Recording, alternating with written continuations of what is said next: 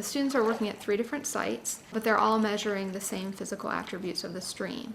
There are a number of physical attributes we can measure to tell us something about the health of a stream.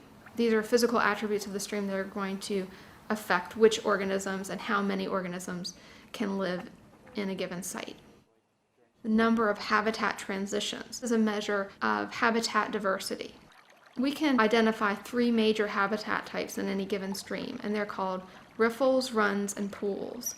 A riffle is an area of fast-moving, churning water. You can even think of it as sort of a mini waterfall, where there might be large rocks, or medium-sized rocks anyway, and water kind of spilling over the rocks, turning over.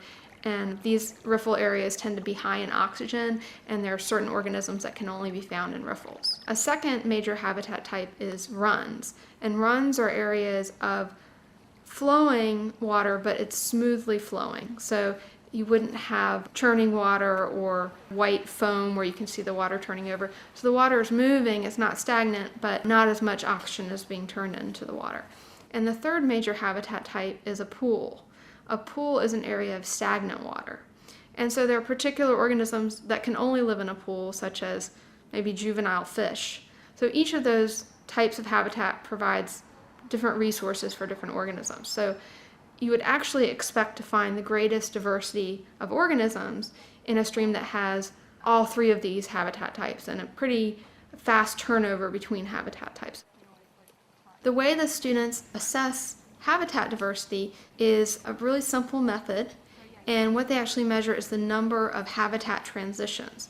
So they lay out a large measuring tape to sort of set up a transect along the very middle of the stream, and they walk along that transect for some predetermined length.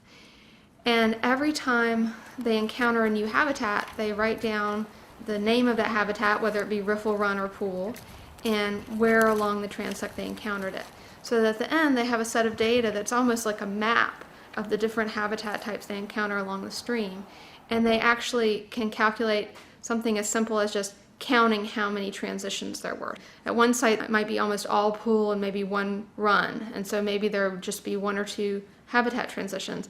At another site, there might be every 2 meters or every 5 meters a transition between a riffle, a run, or a pool. So that would be a site that had greater habitat diversity and could support more kinds of life and a greater diversity of organisms. A second thing that the students are measuring today is something called pebble count. And this is an assay of the diversity of substrate sizes. Substrate would be things like gravel, sand, rocks, and even bedrock. So streams can contain a diversity of substrate types. And again, the more diversity, the more kinds of life could be supported, the more diverse organisms you'd expect to find. So a stream that has a mixture of sand, rocks, gravel, and bedrock would theoretically be able to support more organisms than a stream in which there are only sort of equal size pebbles or equal size sand.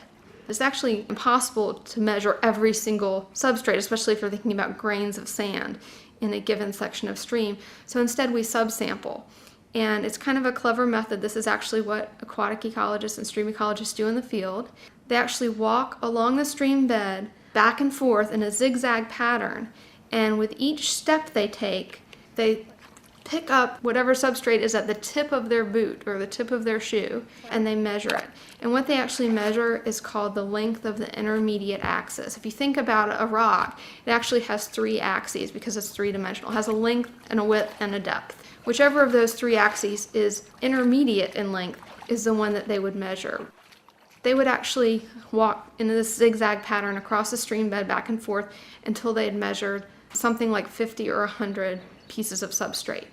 And what they have then is sort of a sense of how diverse the substrate is in this section of stream. So basically what they're trying to do is quantify the amount of variation in substrate size. And the more variation in substrate size, the more likely that you'll have a diversity of organisms. And then finally, the third physical measurement that the students make is something called the incision ratio. And this has to do with the shape of the stream channel. We know that urbanization can have both direct and indirect effects on channel shape, and tends to produce a channel that's more deep with steep, sometimes even eroding banks, a more incised channel essentially.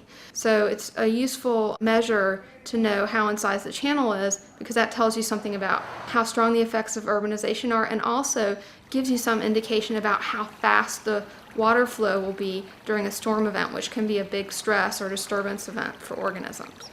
To measure the incision ratio, the students would need to know both the width of the stream bed and the depth of the stream bed.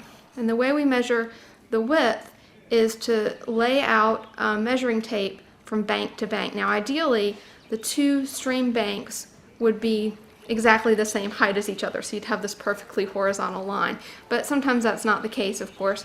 So you actually would use a little bubble level and hold the measuring tape horizontal so that it is touching the highest bank, and it might be slightly above the bank that's shorter, but it would be a horizontal line.